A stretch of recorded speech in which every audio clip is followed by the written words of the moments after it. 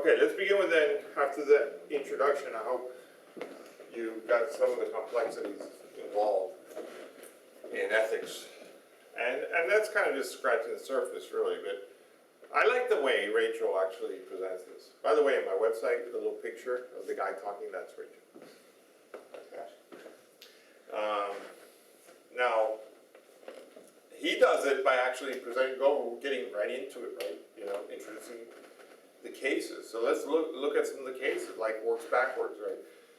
From the cases, you know, to the definition instead of from the definition to the cases. So getting right involved in what we're looking for, and we're supposed to, in some sense, infer what morality is by looking at the cases just naturally. We do it all the time, you know. So let's look at the first one, baby Teresa. Now, so baby Teresa is born without a she's born missing part of her brain, and even though she has this, you know, nervous system, so that she has the vital signs like her heart, and I don't want to say she's alive yet because that's one of the questions, but she's a living thing. Like a vegetable? Yeah, but she's missing of the major part of the brain that gives her thought and consciousness and awareness and things like that. So,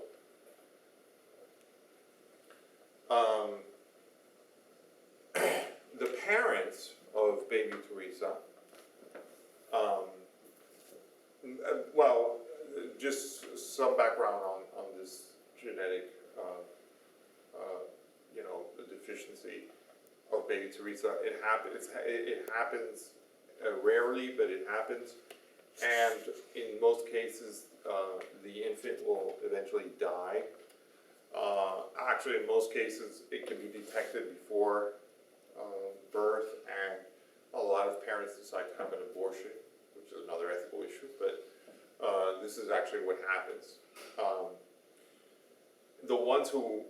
The infants that are actually born usually die within a few months. Okay.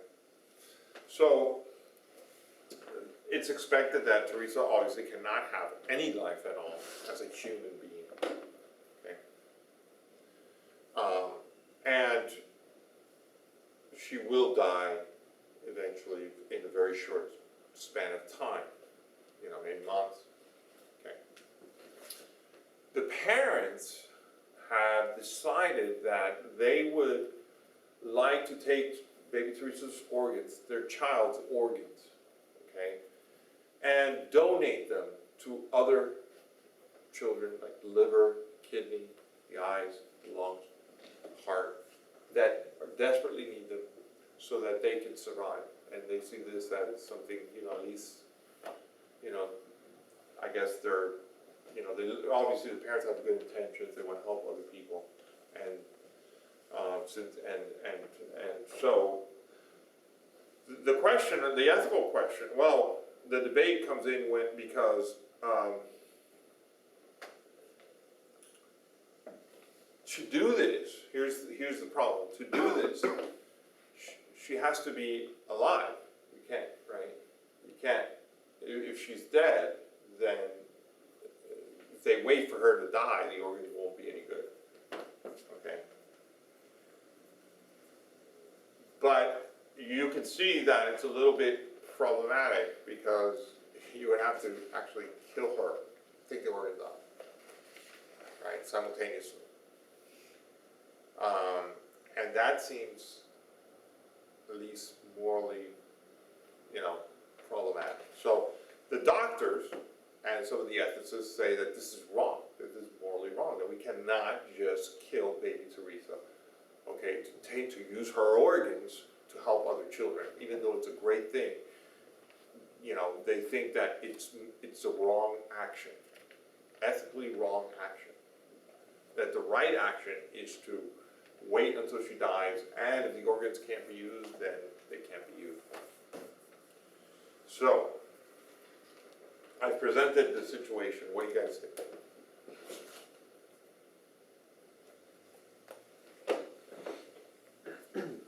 I mean, it's a tough one. I personally don't think it's ethically wrong, but then again, like, I'm not a doctor, so like it's not my job to like remove the organs or keep someone alive or dead. Why isn't it ethically wrong? Why is it or is it not? Isn't it?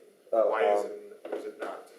Because I feel like it's like the parents. It's technically their choice, I guess. And like if the child is going to eventually die this way, like the child is living on like through like her individual organs and other people. So like, looking at it that way, like it's kind of like giving her a life through someone else's life. Right, but, Mhm. I mean,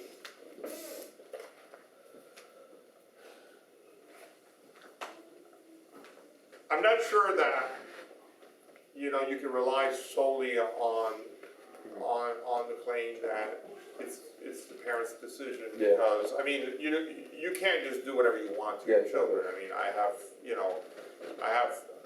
still have one, one who's still a minor. Mhm. She's 15. And I can't, even when she was 6 months, I mean, I don't have complete control. I mean, I can't abuse them. So the fact that I'm the parent doesn't justify me doing whatever I want, Yeah. or whatever I think is best. Yes.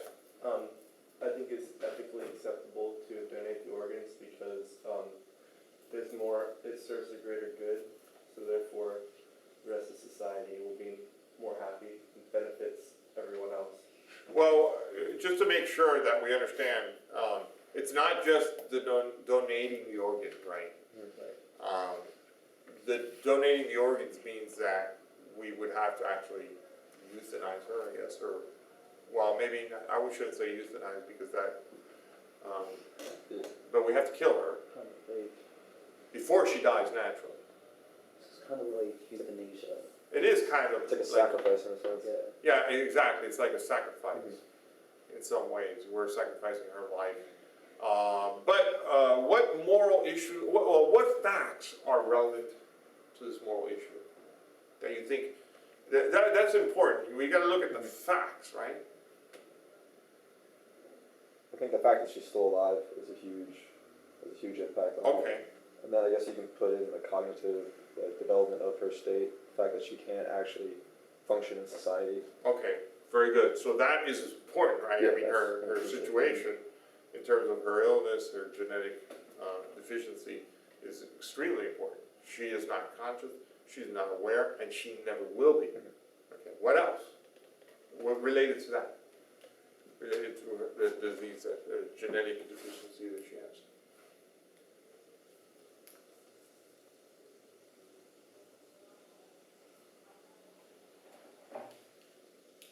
What? Yeah. Is it a fact that her organs are going to go to other children? Or can we not assume that that's a fact because we don't know if they'll be usable or not?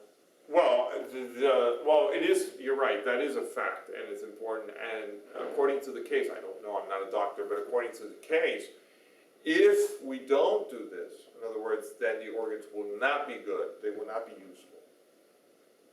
That's important, because if they were, then you would say, well, then you're really not justified in killing her, just wait. Yeah, exactly. Right, but the point of what makes it problematic is that if we wait, they won't be used and they won't be usable and it won't give the benefit to other children. But I think that something that's important is that she's going to die anyways very soon. So it's not like it's not like we are causing something that's inevitable. I think that's important because if this disease was one where we didn't expect her to die, then I think that would be very, different and problematic. So what do you guys think? Do you think they're doing something wrong? Would you let her do this? If you had the power to decide, what would you decide? If you were on the ethics committee of the hospital.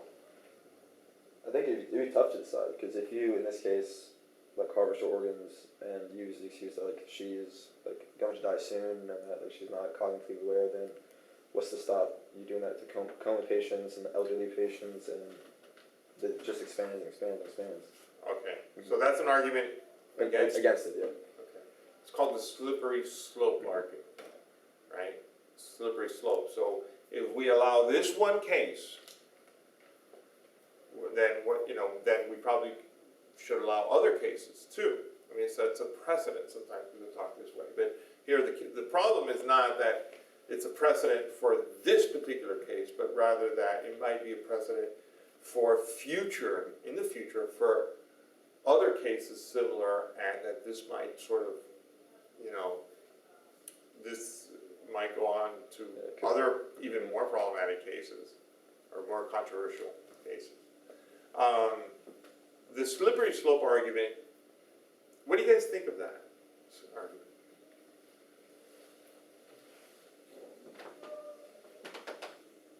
It's kind of like a go-to argument 'cause it can be applied to most like issues. I would think, and the fact that like you can like analyze anything to make it seem like, well, if let this happen, Right. and this will happen, and that'll happen. And Okay, and it seems to me, you're right, absolutely. People say, well, if you start smoking marijuana, you're gonna go into a higher drug, or harder drugs like cocaine and heroin, and you're gonna end up being a bum, right?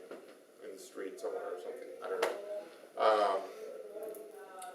And you can really use that argument for anything. So what do you guys think about it? So it's a kind of go. Does that mean it's a good argument, bad argument? It's a safe argument. Safe? Safe. Is it a good Does argument? that make sense? Like a lean back argument. Like if you can figure something out. In the second floor, we have the financial and What? management department, anything business related. Okay. What do you guys? It's not the best argument because it's kind of in between the lines and you don't have an exact answer. Yeah.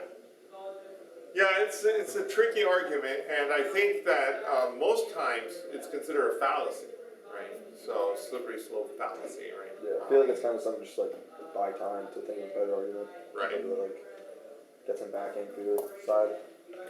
But I think that it could be an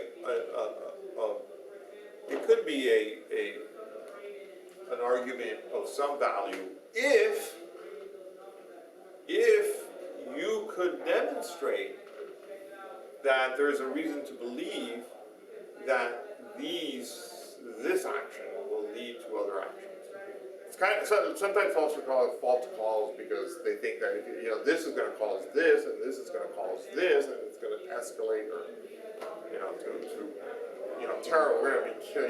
We're going to be taking the organs of just all handicapped children or something like that. Start raising farms or just Right. grow our own organs.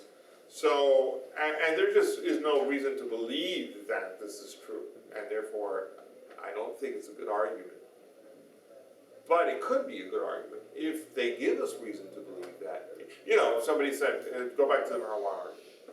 People who start off smoking marijuana at the age of 16 will go on to harder drugs. And you say, well, that's a slippery slope argument. You go, no, I got statistics. Look. We have done we have done studies, and we can show that this is true. Or you're 20% more likely to get in a car accident. It leads to these kinds of behaviors or something. If you could back that up, then it might be an argument. But right now, just to throw that out there, seems like it's not a good argument. What else? What other arguments? Do you notice that we're arguing about this? At least we're looking at it rationally. And we're trying to discern, why would this be right and why would this be wrong? What other arguments? I feel like the doctor's opinion also should come into play, whether the doctor feels if he feels comfortable himself or herself doing the operation. Oh. Well, I don't know if that would. Okay. I mean, let's say, yeah, I mean, obviously you need a doctor who would be willing to do it, but let's say you find one that is and one that isn't, how does that affect the morality of the issue? I mean, the doctor's opinion is important in terms of that we need their expertise to know the state of the, infant, she's not conscious because they know about anatomy, they know that she's missing certain parts of the brain that are responsible for consciousness, and she doesn't have those parts. Okay, so I mean, we wouldn't know that if we're ethicists. So we rely on for facts. These are facts, right? We need to get the facts straight. Okay, yeah.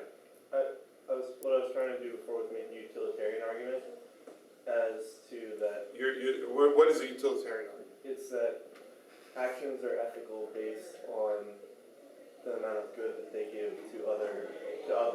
Okay, So therefore, if an action is, if you could consider an action wrong, it's right if it benefits the greater good. okay.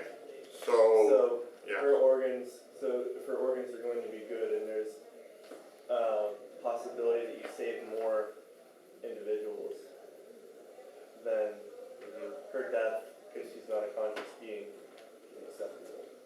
Okay, but would you say? But notice that the utilitarian argument works for anyone, right? Sure. So if I take your organs, based on utilitarianism, actually it would be justified. And you say, "Well, wait a minute, not mine." But why not? I mean, I mean, that's an argument for it. That's what I was trying yeah. to get. But why not? I mean, why not yours? I mean, it would, it would benefit. Look, you got 2 eyes. That would benefit 2 people, make them really happy. You got a heart, liver, lungs, kidney, and a lot of other things maybe that we can use. You could benefit like, let's say, 10, 20 people. Imagine that nobody loves you. Not you, but imagine this person, nobody loves you. Or this person, right? So, and he doesn't have any family. So the only person you'd be hurting is that one individual. Here you'd be like making hundreds and hundreds of people happy, right? All the extended family, all these individuals that you're helping. So, it seems like it would be justified to do it. I mean, we could use that and kind of compare this with the Baby Teresa case.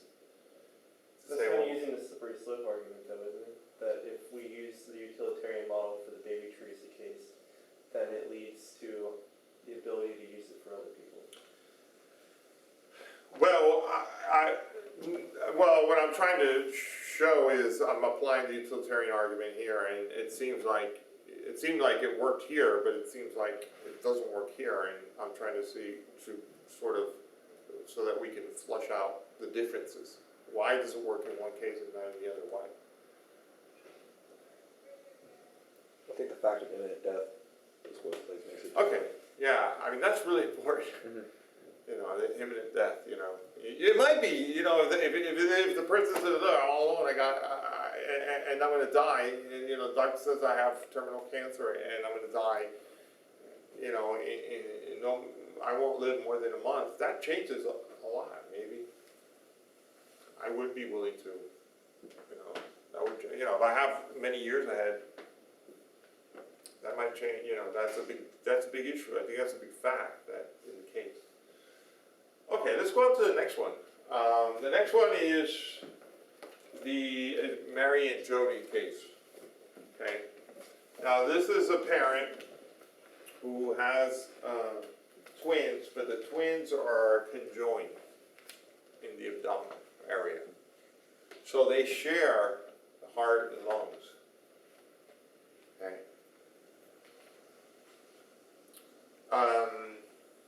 They are very religious, and I think they're Catholic, I believe. Okay, and they live their life according to their religious beliefs and so on. Now, the doctors, here are some of the facts of the case. So, the doctors have told the parents, look, there's no way that these two, the twins will be able to survive both, because, you know, they share only, you know, they only have one heart and lung. And, but if we were to operate and separate the twins, we can pretty much guarantee that one of them will survive, okay? But the other one will die. If we don't do this, pretty sure that both will die. Again, there's a pretty heavy-duty ethical dilemma. I mean, the parents, they believe that you know, according to their religious belief, they should not intervene in these things, and they should allow nature to take its course and allow God's will to be done in this case.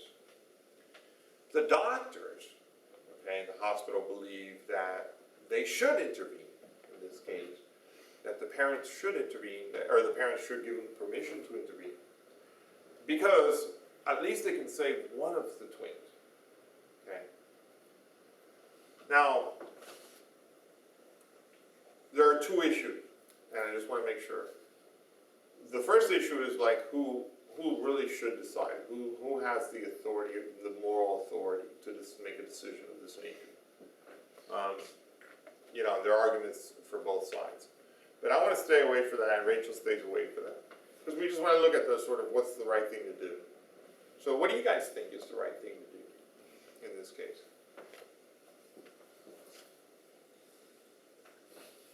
What would you do? How old are the girls? The twins? Oh, they're recently, Infants? yeah, Oh, they're okay, infants, gotcha. they're newborns. What do you think?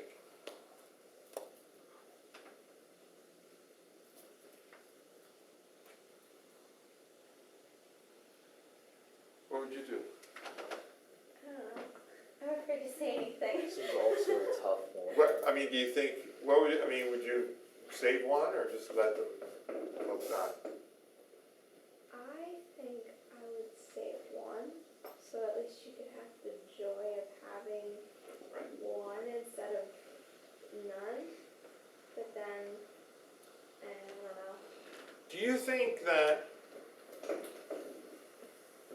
here, I'll give you two different scenarios. One is where I think they're called Mary and Jody, can both have the same probability of surviving. But you have to decide. Let's say, I don't know, the heart and lungs can go to either one, and you have to make a decision. Right? That's one scenario. Second scenario is the way they are right now. I mean, all you have to do is detach one from the other. So you're not really deciding who gets what, right? I mean, the lungs and the heart belong to one of them. And when you detach them, you're not really making the decision of who's to live and die. You're detaching them. But obviously, you know what's going to happen because one has the lungs and the heart, the other one doesn't. So, do you think that makes a difference? I think it does for the parents. So, yeah. Then it's natural for one to survive and the other to die. Yeah, there's something about that, right? And then I mean, you're not really choosing, right? Which is different, I think. I think it is different to say, well, you're going to have to choose one. You're not really choosing, you're just separating them. But of course, the counter argument to that is like, well, but you know what's going to happen. You know that you're, in some sense, really choosing because. But I don't think so. You're really choosing. You're choosing. Yes, in some sense, you're choosing to separate them, and you know that one will die and one will not. But I think it's different if you had to actually choose who was going to get the heart and who was going to get the lung. Yeah, I think like taking the concept of death out of this scenario and seeing that like you have the two conjoined twins, and obviously one was given the correct like vital organs and the other one wasn't, and like taking like the whole you want to interfere with God's plan. Well, like God if, like, so say, like, God placed the organs more in, like, twin number 1 than twin number 2. So Right. it's kind of like natural that twin number 2 doesn't have the organs. God didn't give the organs, like, Right. theoretically. So, like, it kind of is natural for the one with the organs to live, Right. if you look at it like that, I guess. Okay. What else? I mean, what about, what do you think? Like, I think it's still better that they would save one and then the other one would die, because I feel like if they both died and like, I mean, even though it was natural that they feel like twice the sorrow, and at least if they save one, like they're still like holding on to the memory of their child rather than like both dying and they're just miserable for who knows how long. Yeah, I mean, you gotta be careful, because, I mean, are you suggesting that, you know, that they should do it because, you know, at least saving one will make their lives happier? I don't think like, Is I that, don't know, happier, but that they would just feel like horrible if both died rather than if they could save one. They might still feel bad, like if one's gonna die, but, I mean, if they at least save one, they're not gonna feel like as bad maybe. yeah, Not but that it will make them happier, but. in terms of their feelings, I mean, they feel very strongly that they should allow God. I mean, actually, they might feel terrible if they have to decide, because then they're gonna feel like, you know, in some way they intervene in God's plan. Like, Yeah. God is all-knowing and all-powerful, and He's made it this way, then there must be a reason why it's this way. But, you know, of course, I mean, that argument, if you think about that argument, then you would never do anything, right? Yeah. Say, well, you know, this is too much work for me, man. If God wanted me to work, He would have put me, you know, a little less. Yeah. So, I mean, I think God wants you to deal with the issues that are presented, and to what extent, I mean, you know, that becomes a theological kind of issue, but certainly the benefits, you know, you could see this consequentialism, I think, when he was talking about utilitarianism, you know, the idea that which actions will produce, you know, the greater good. I mean, that's you could use that kind of thinking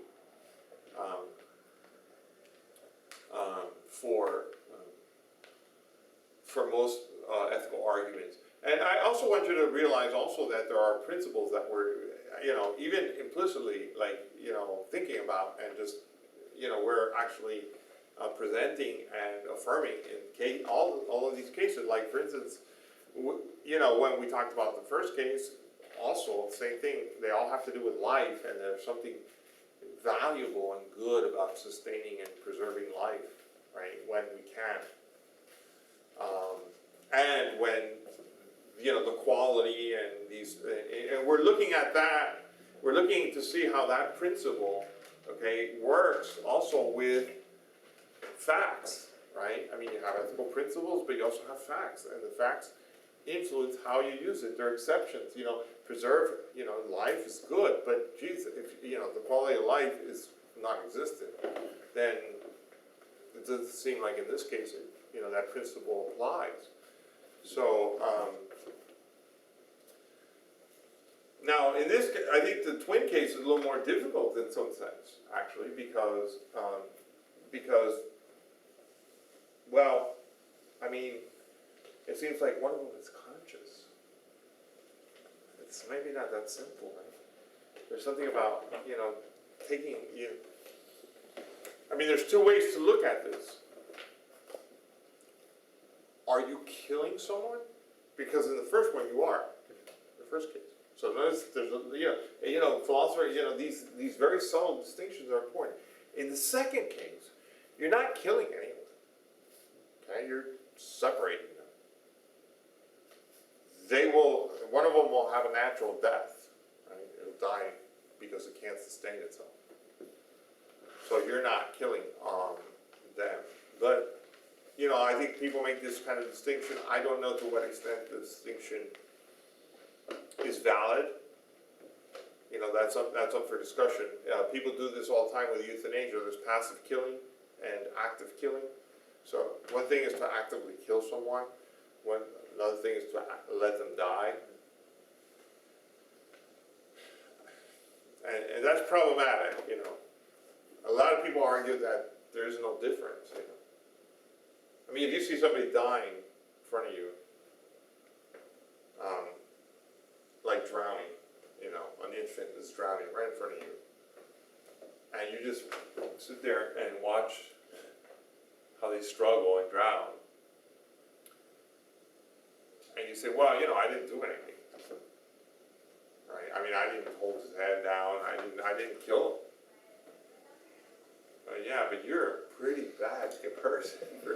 Why, you know, all I had to do was reach down, right? I mean, I'm not sure if I can say that, you know, I could excuse you. I mean, it seems like you're pretty, at least ethically, you're pretty just as bad as somebody who would have killed the infant, you know. So because a lot of times people who are against euthanasia will argue that euthanasia is wrong because you're actively killing somebody, where if you just let them die, you know, even though they're suffering, you know, that's okay. And then people will come back and say, nah, really, I mean, it's really the same thing, you know, passive killing and active killing. I don't know, so, that's a difficult issue. Any other arguments that you can think of?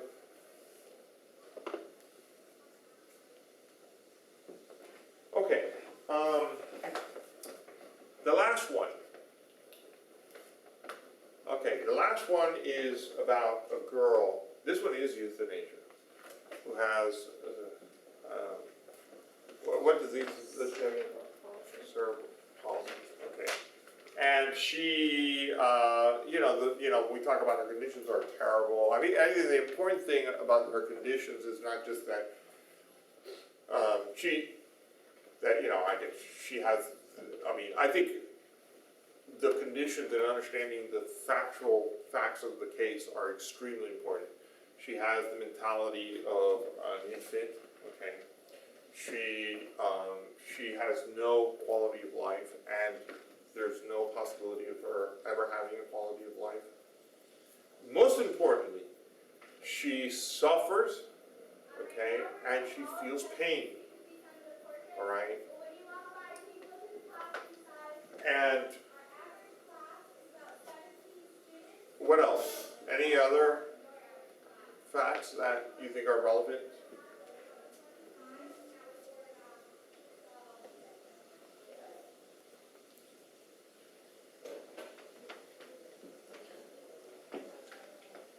Well, the father commits euthanasia and kills her intentionally, out of compassion. It's a mercy killing, we'd say, because he doesn't want to see his daughter suffering anymore. Okay.